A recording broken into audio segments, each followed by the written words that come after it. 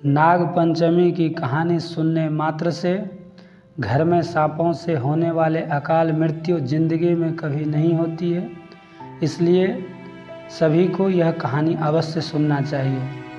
श्रावण कृष्ण पंचमी को नाग पंचमी कहा जाता है।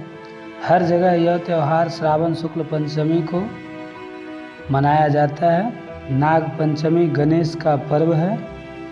इस दिन नाग देवता की पूजा की जाती है और नाग देवता को भोग लगाया जाता है।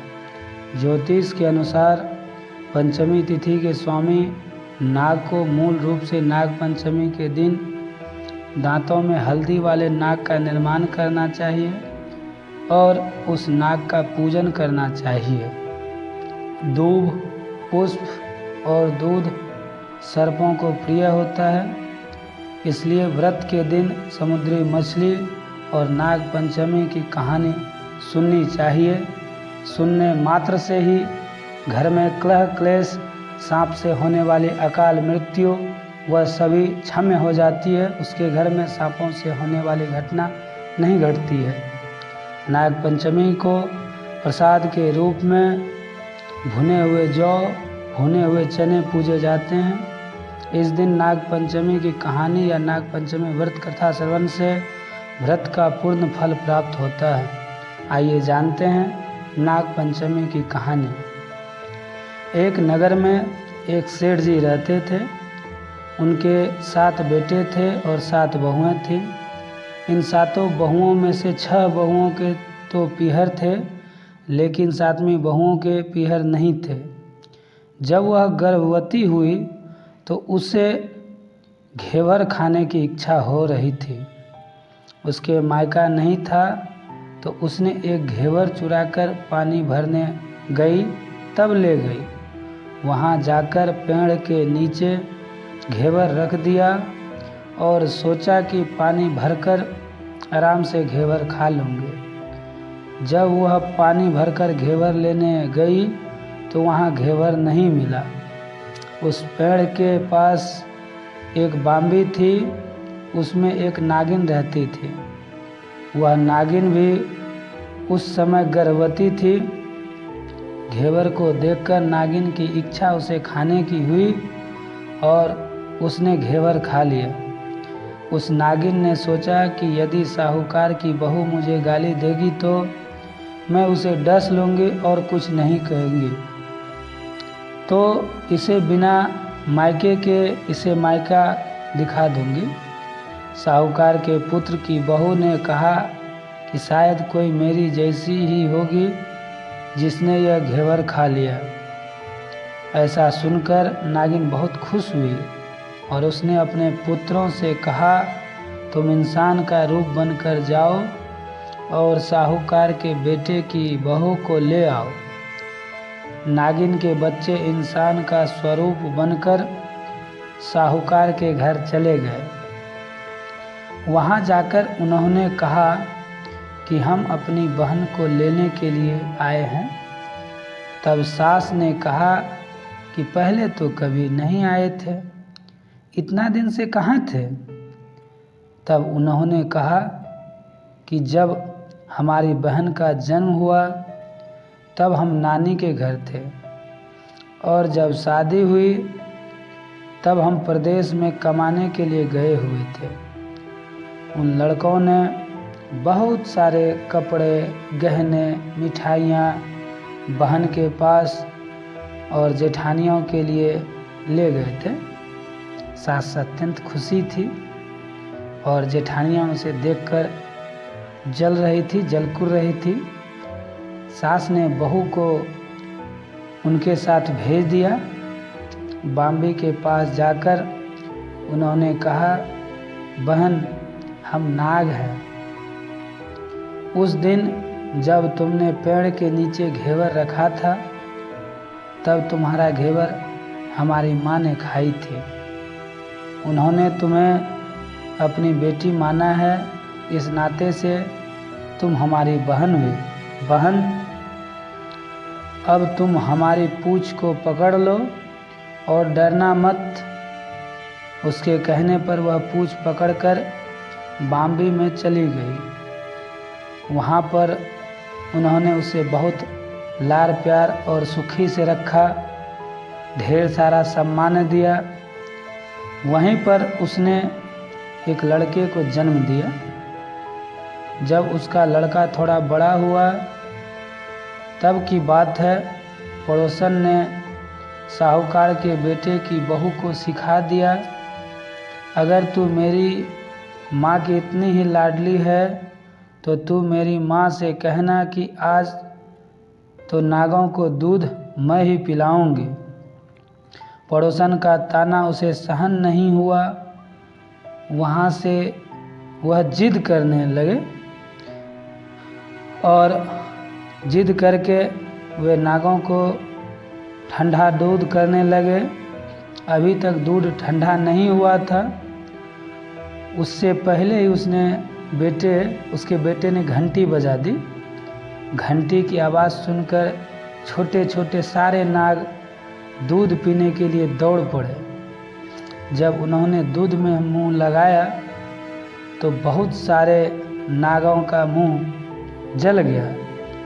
तब नाग क्रोधित होकर बोलने लगे कि हम बहन को काटेंगे।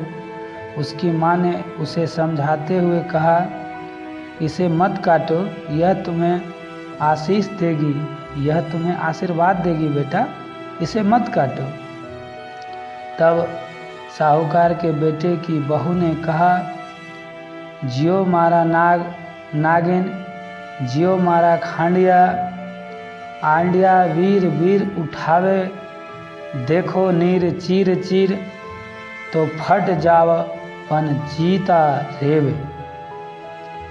थोड़े दिन बीत जाने के बाद पड़ोसन ने फिर से ताना मारा कि तेरी माँ तुझ पर विश्वास करती है तो तुझे साथ में कोटे की चाबी देती।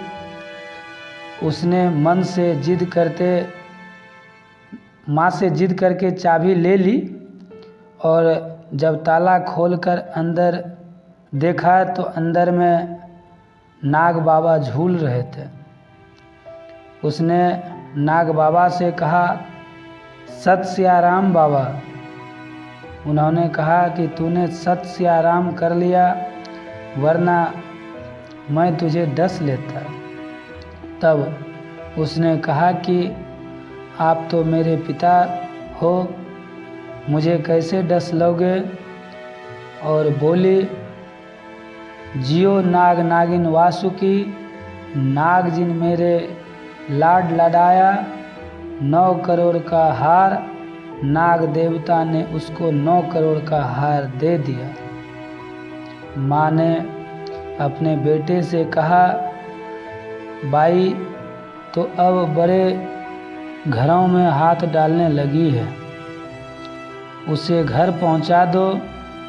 नागों ने साहूकार के बेटे की बहू को बहुत सारे गहने कपड़े दिए और ससुराल पहुंचा दिए। थोड़े दिनों की बात है, उसका बच्चा झाड़ू तोड़ रहा था। ताई ने कहा, मत तोड़। ताई ने कहा, झाड़ू मत तोड़, इतना तोड़ने का शौक है तो नाग मामा के यहाँ से ला ले। झाड़ू तोड़। सांपों ने यह बात को सुन लिया। तब नाग ने जाकर अपनी माँ से कहा, 2 झाड़ू सोने का बनवाओ, 2 झाड़ू चांदी का बनवाओ और दे आओ। ताइयाँ देखकर जल गई, कहने लगी, इसके तो ताने मारने से धन बढ़ता है। कुछ दिनों के बाद की बात है, बच्चा गेहूं बिखेर रहा था। ताई ने फिर ताना मारा, गेहूं बिखेरने का शौक है तो नाना मामा का यहाँ से ले आता, हमारे यहाँ मत बिखेर। सांपों ने फिर सुन लिया और फिर जाकर अपनी माँ से कहा, 2 बोरी सोने का, 2 बोरी चांदी का घड़ाओ और ले आओ। फिर ताइयाँ और जलकर कहने लगी, इसे ताना मत मारो, इसे जितना ताना मारोगे इसका धन उतना ज़्यादा बढ़ता है। छोटी जेठानी लकड़ी लेने गई, वहाँ सांप था। उसने सोचा सबसे छोटी को भेजना चाहिए, सांप उसे खा जाएगा तो मुसीबत मिल जाएगी। छोटी बहू लकड़ी लेने गई तो वहाँ सांप बैठा था। बोली, भैया राम राम। सांप ने झट से बिछिया पैर में पहनने वाला उसे दे दिया और वह पहनकर छम छम करती चली आई। जेठानियाँ देखकर फिर जल गई। 2-4 दिन बाद पान की गाड़ियों में एक सांप देखा तो बड़ी जेठानी ने सबसे छोटी को पान लेने भेजा। उसने सोचा कि आज अवश्य सांप काट लेगा। सांप को देखकर छोटी बोली, भैया का घर का क्या हाल चाल है? घर में सब ठीक है? सबको मेरा राम राम कहना। सांप ने भुदंदी दी। जेठानियाँ फिर जल कुड़ गई। उसका पति दुकान से आया तब सिखा दिया कि तेरी बहू को तो सांप बिच्छू से दोस्ती है। साहूकार का बेटा अपनी बहू से रात को कहने लगा, सच सच बता, सांप बिच्छू तेरे क्या लगते हैं जो तुझे काट खाने के बजाय गहने देता है? बहू ने कहा, वो तो मेरे भाई भतीजे लगते हैं। फिर उसने सारी बात अपने पति को शुरू से अंत तक बताई। पति ने कहा, तो क्या तेरे भाई भतीजे तुम्हें ही बुलाते हैं? कभी अपने जमाई यानी हमें नहीं बुलाते हैं? किसी कोने में छुपे सांप ने यह बात सुन ली तो जाकर अपनी माँ से कहा। माँ ने कहा, दोनों को बुला लाओ। वह इंसान का रूप बनकर दोनों को और बच्चे को बुला लिए। खूब कपड़े गहने देकर तीनों को विदा किया। ऐसा सामर्थ्य पीहर नाग पंचमी की कहानी कहने वाले को, नाग पंचमी की कहानी सुनने और सुनाने वाले को, सबको मिले एक जैसी अनपिहरी। वह पहले रही थी, किसी को भी ना रखे।